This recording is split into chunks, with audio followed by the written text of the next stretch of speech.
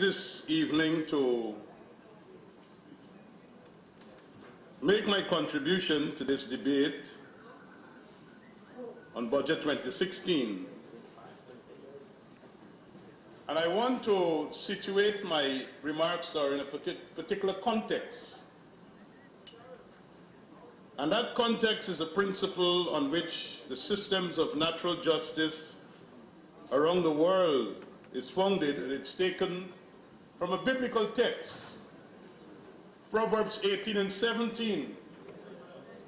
The first to bring his case seems just until another comes and examines it. And that's exactly what I will do tonight, Mr. Speaker.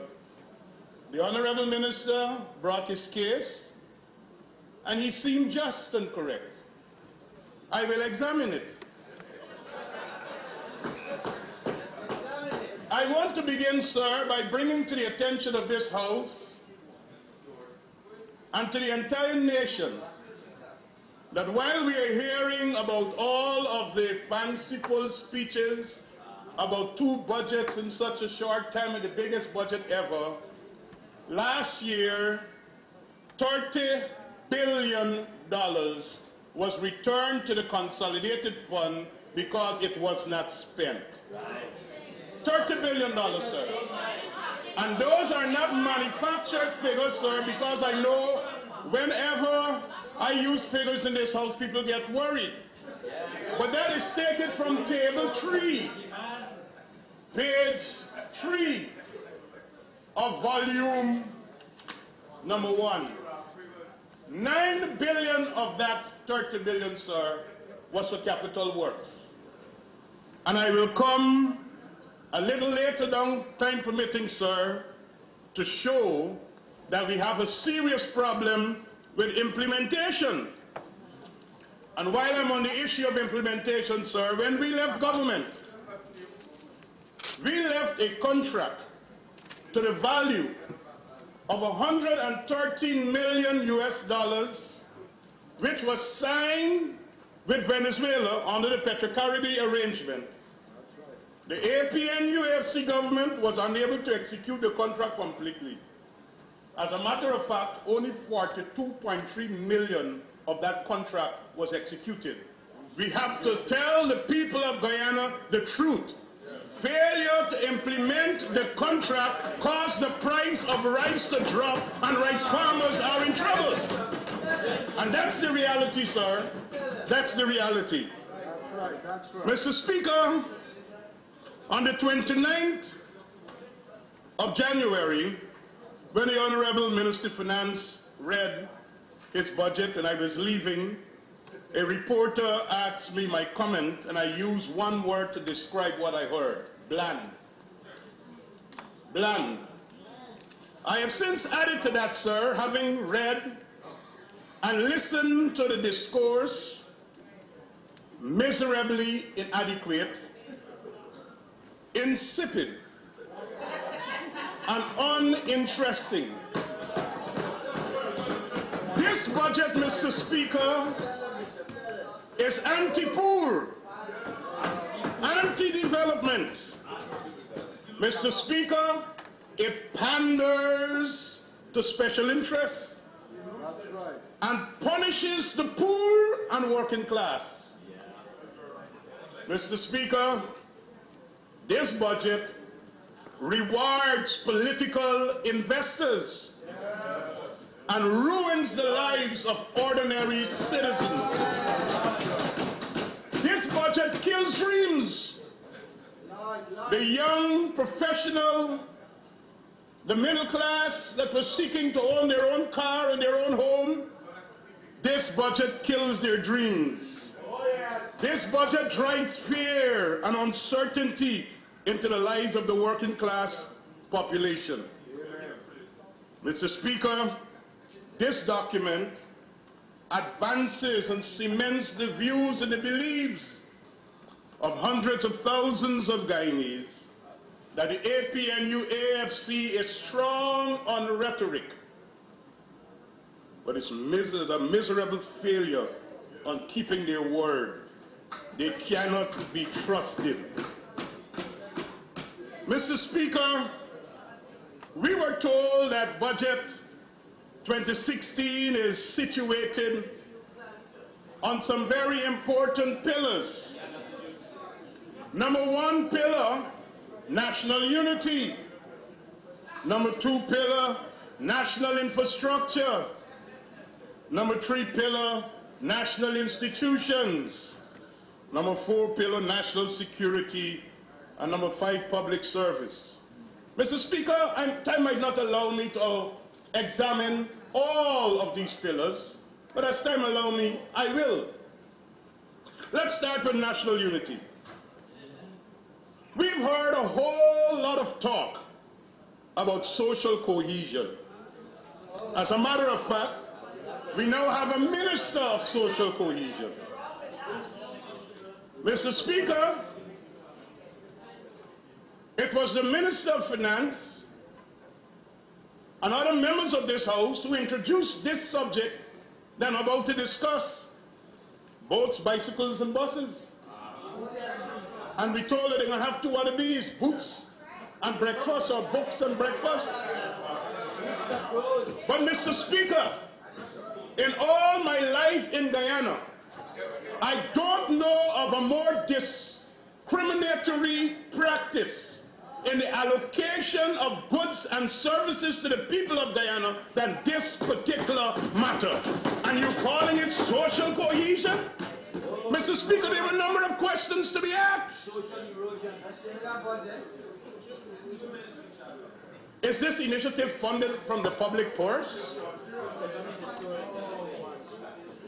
Are they now part of the national assets? Are any of these donors, contractors engaged with the state?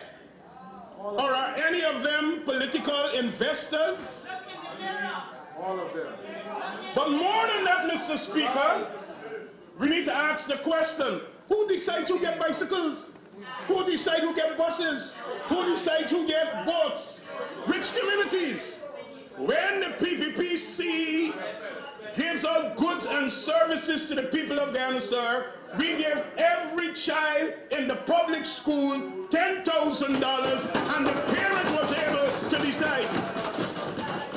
So when some political investor donates 50 bicycles and somebody go to a community to distribute those 50 bicycles, there are 700 or 800 children in that school that is left without a bicycle.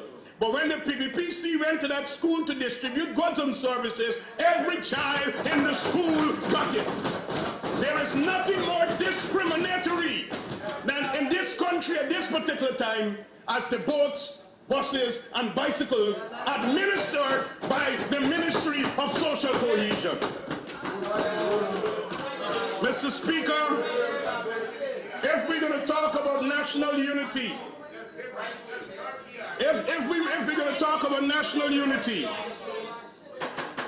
we must talk, sir. We must not just have talk and sentimental thinking. We must put it on paper. If the APNU AFC government is serious about national unity, present to this parliament a white paper on what you stand for and let us discuss it. Don't let it just be talk and hot air. Let us bring something tangible to the table. You can't talk about national unity when you have a presidential advisor who is also heading the State Asset Recovery Unit, every day in the newspaper giving interviews about audits that are not yet tabled in this National Assembly and making public. You can't continue to have leaked audit reports and people being tried in the media. That's not national unity, that's being vindictive. It's a vulgar display of vindictiveness. It's a vulgar display of vindictiveness. Mr. Speaker, we must stop dividing our communities. We must stop, Mr. Speaker, the threats and bullyisms that is taking place by newly appointed directors on state boards that are breathing out threats and pulling their way in state entities and driving fear in the lives of people. We must stop the vacuous statements that are being made that carries with it no substance and meaning. If we're going to talk about national unity, Mr. Speaker, it got to be more than talk. It must be something with some level of permanence. It must be substantial. It must be structured. And it must be ideological. And it must address the class issue. It must address the ethnic issue. And it must give way to economic formations. We have to have that, Mr. Speaker. Mr. Speaker, I turn my attention to national infrastructure. Mr. Speaker, I have 2015 budget and 2016 budget. They both look alike. I do not intend it, but the Speaker is on this side of the Assembly. So when you address the Speaker. Thank you, Mr. Speaker. I hope I get back my time. Mr. Speaker, I hold in my hands the 2015 budget and the 2016 budget. They both look alike. You could get easily mixed up. It's the same thing. But, Mr. Speaker, it's not only the cover is the same. When you read the language, infrastructure deficit of 2015 and infrastructure deficit of 2016, it's the same thing you're talking about. Nothing new. Where's the vision? Where is the vision? Where is the vision? Where are the projects that will capture the imagination of the people of Guyana and will transform the society? Where's the national infrastructure that will link our communities? Where are the new ones? But rather what we have, Mr. Speaker, last year we were told about what is taking place at the Chedijagan International Airport. And Mr. Speaker, I stood in this house and I made a statement. I said we are getting less and we are paying more on the Chedijagan International Airport. And I challenged the Minister of Public Infrastructure to lay in this house the reworked contract of the Chedijagan International Airport, and up until now, no document has been laid in this house, and we're asking this house to finance. We're asking this house to finance, again, a reworked contract where we are getting less and paying more. We used to hear, when they were in opposition, sir, we used to hear that we inflated the bill, that we inflated the price of the contract. When they got in, they reworked the contract. Honourable Member, I'm trying to keep this with your help. Form of address is Honourable Member or Comrade. Thank you, sir. The Honourable Member, up until now, nowhere was able to present to this House the reworked contract to dispute what I have said, that we're getting less and we're paying more. While we were accused of inflating the price of the contract, now the evidence is there. Where is the accountability? Where is the transparency? And why is there not an audit of that project? Mr. Speaker, what is in the budget? Amelia Falls last year was criminal. This year, it seems to have fallen into a lower category, that it is now, there's an investigation and a review to see how we could be able to work this way around. It meant that either they were misinformed, or secondly, sir, the exuberance was so great that they didn't take time to study the real project. the specialty hospital, which was killed and criticized all over this country, it is now resurrected without no procurement process, contrary to every law, in a vulgar manner, inasmuch as institutions and stakeholders in this country have asked that this matter be subject to public tendering, no budging. It would appear that Federers Lloyd, maybe a political investor, has to have his reward, no matter what. Mr. Speaker, and now what we are hearing is about the wind farm. The wind farm. Well, Mr. Speaker, the Honorable Samuel Hines, former Prime Minister and Minister responsible for Energy and Electricity, has successfully laid this matter to rest in a letter to the editor today's Stabroek News that explains a lot of things that I think honorable members may want to become silent about right now. Because number one, the figures that the minister placed in the budget as the cost of electricity, the Honorable Prime Minister said with the current prices of electricity right now, it is below 10 cents. It is below 10 cents. And we are seeking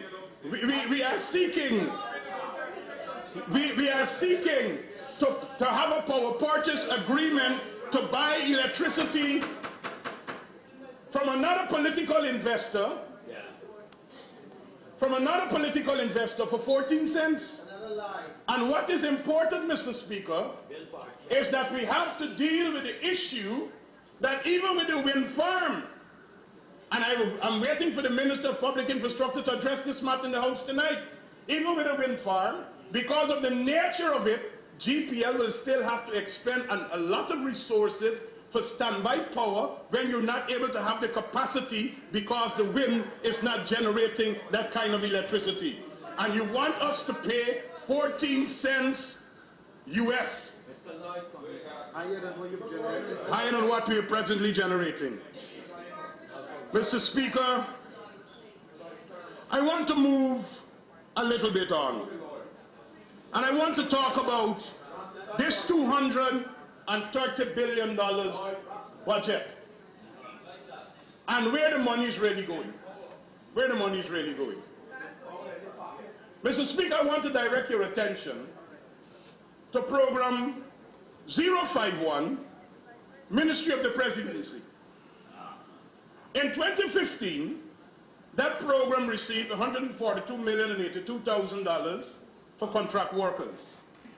In 2016, it is getting $788,159, an increase of $646,077,000.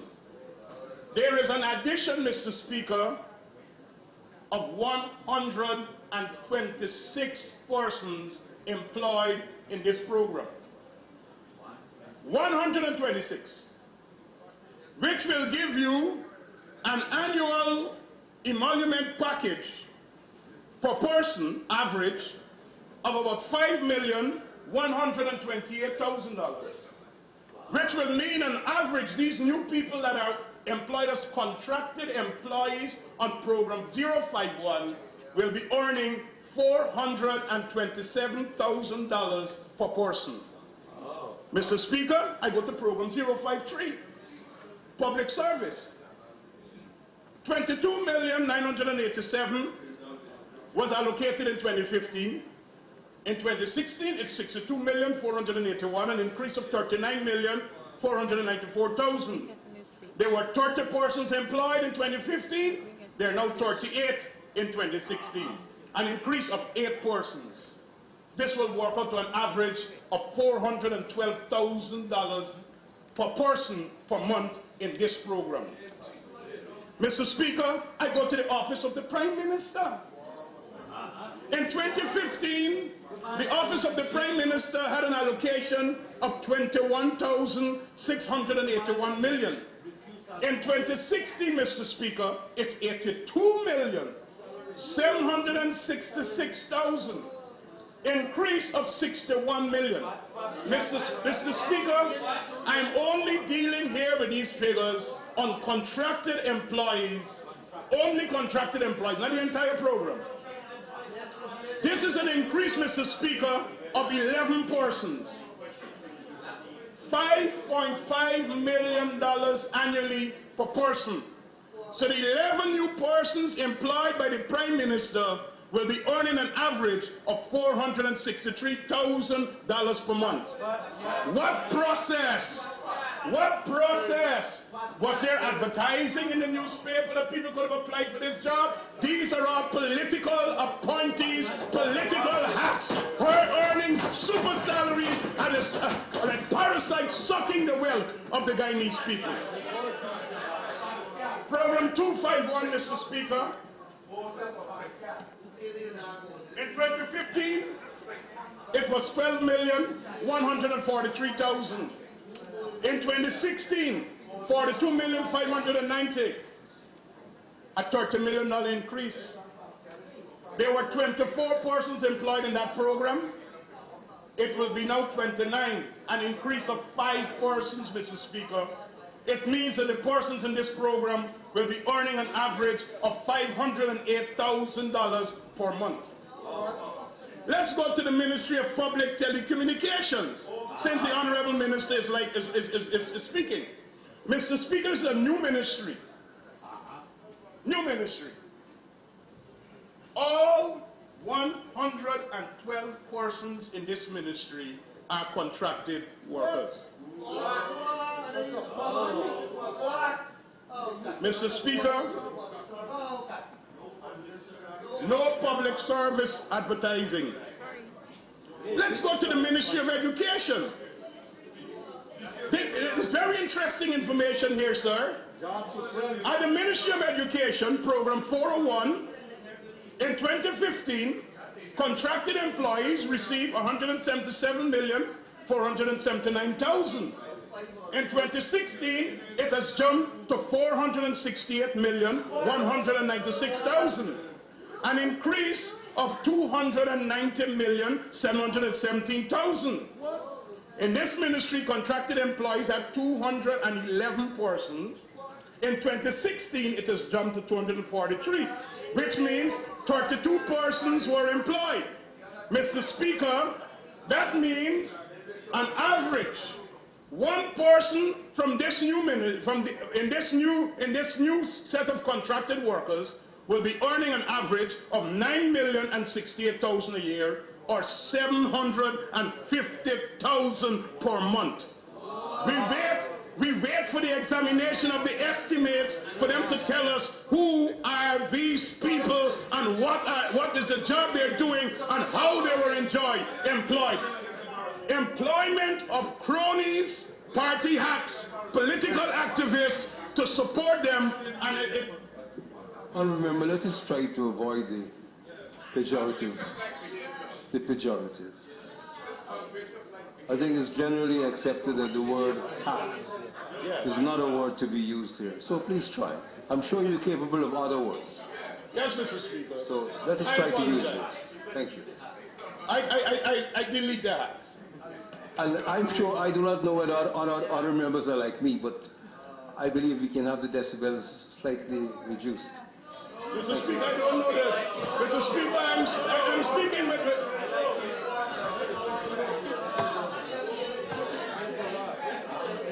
Mr. Speaker, and I just heard the Minister of Communities. And I want to go to the Ministry of Communities, sir. Program 421.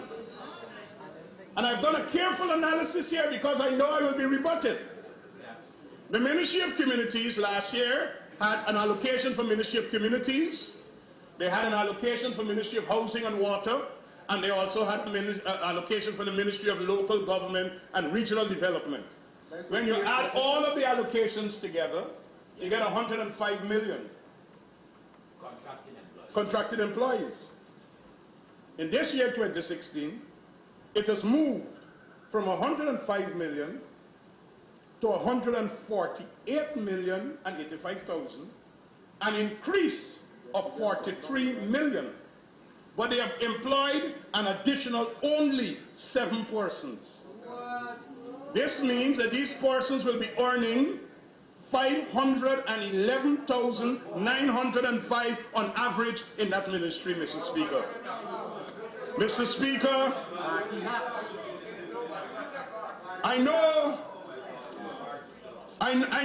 that this is causing some amount of trouble in the House, sir.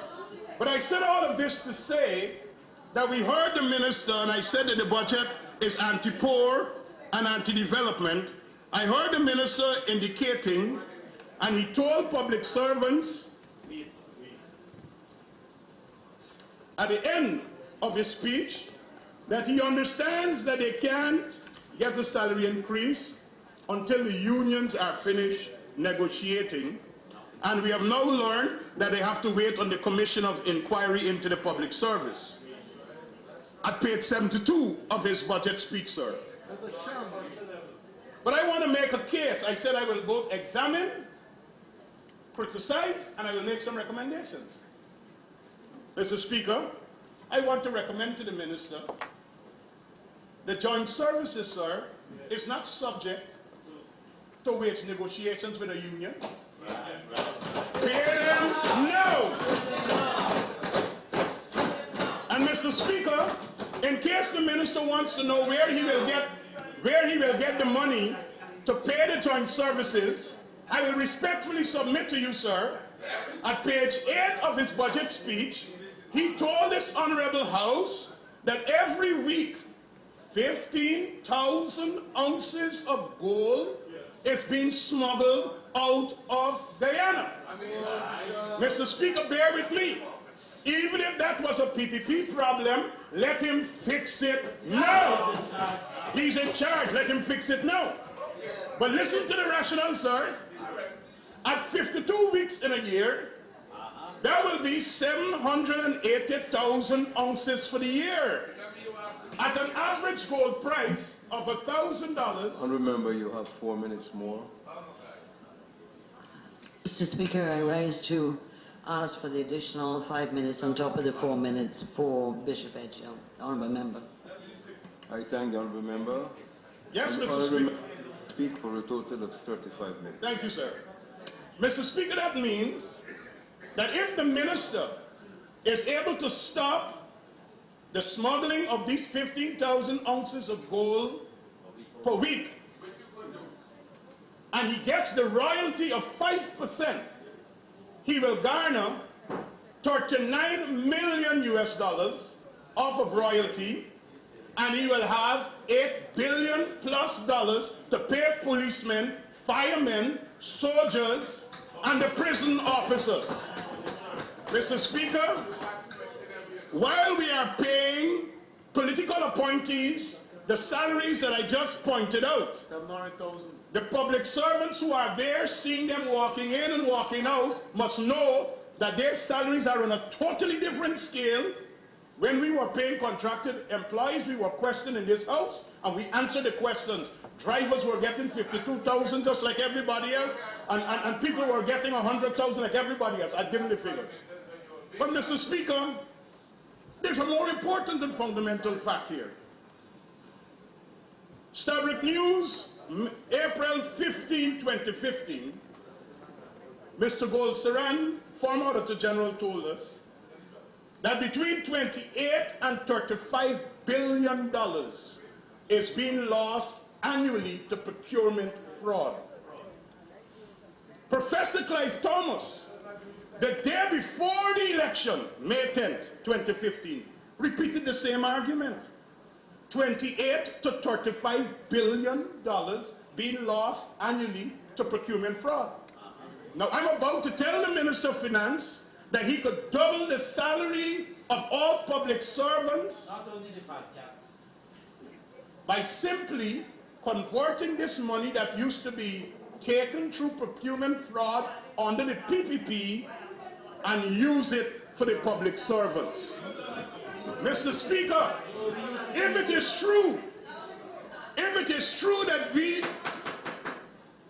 Mr. Speaker, if it was true that $28 to $35 billion annually was lost to procurement fraud, this budget ought to have made fiscal space for another $28 to $35 billion to pay public servants. That's right. So I'm asking the minister to pay the teachers now, pay the nurses now, pay the custom officers now, pay all public servants now a decent wage. Mr. Speaker, I want to make some other suggestions that will help get our support for this budget, sir. The electricity subsidy that is given to Linden, sir, has grown. The price of fuel has gone down. But the subsidy for electricity, which is really fuel, for Linden, has grown by 140 million. Mr. Speaker, if the prices of fuel has dropped and you are just given to Linden what you had given last year, we had another school, 140 million. Take the 140 million and build a school in an area that is badly needed, sir. Don't keep encouraging waste in electricity in Region 10. Kokwani, they have received an additional 34 million for fuel. This is a nursery school or a health center for one of the riverine communities. Mr. Speaker, the Presidential Guard has grown the allocation by 40 million. What? There are no salary increases. It means that you have additional guards. This is a school or a health center. Honourable member, you have 5 minutes remaining. Thank you, sir. And Mr. Speaker, I wouldn't be able to close this debate, sir, if I don't talk about the allocations to GINA and NCN. And some honourable members would have to bow their head in shame now, sir, because when they were on this side of the House, they cut the budgets of GINA to $1 and NCN to $1, sir. And they were actually saying that GINA and NCN was propaganda rags for the then government. But how is it that GINA is getting a 20 million increase and NCN is getting a $54 million increase?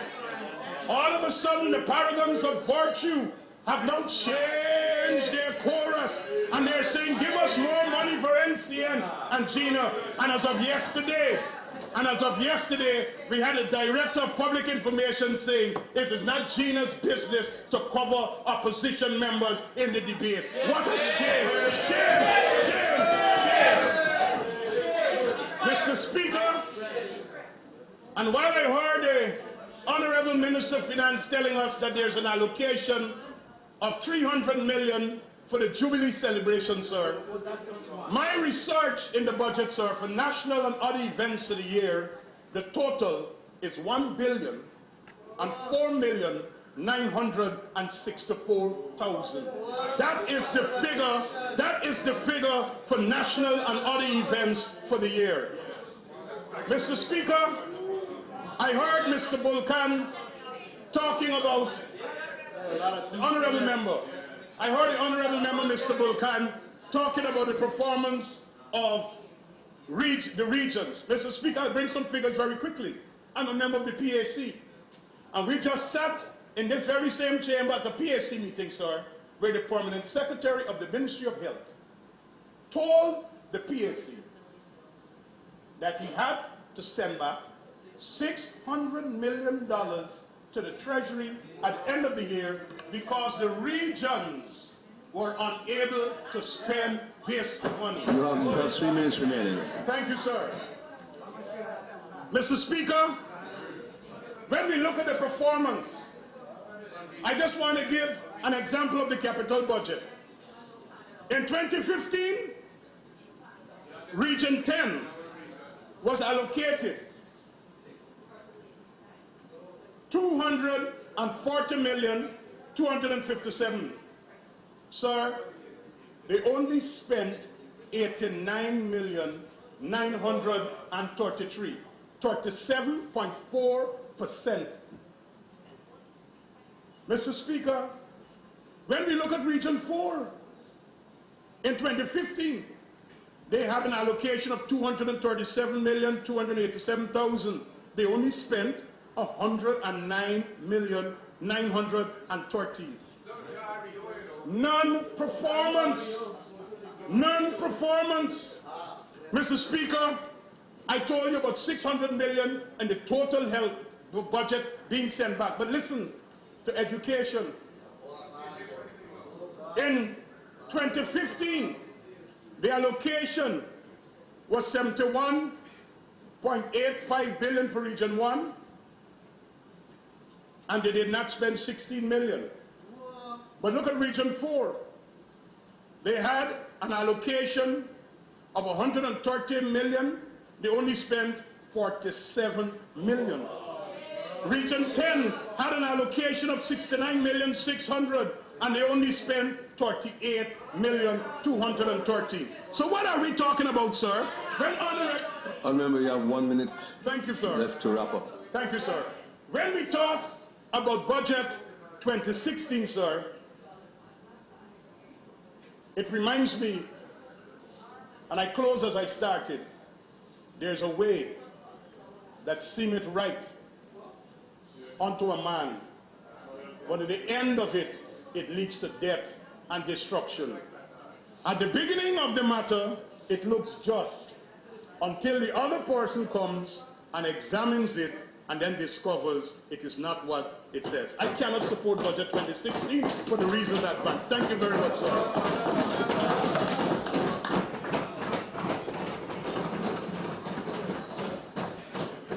I thank the honourable member for his statement. Honourable members, it's past the 7:30 time. We will take a short suspension.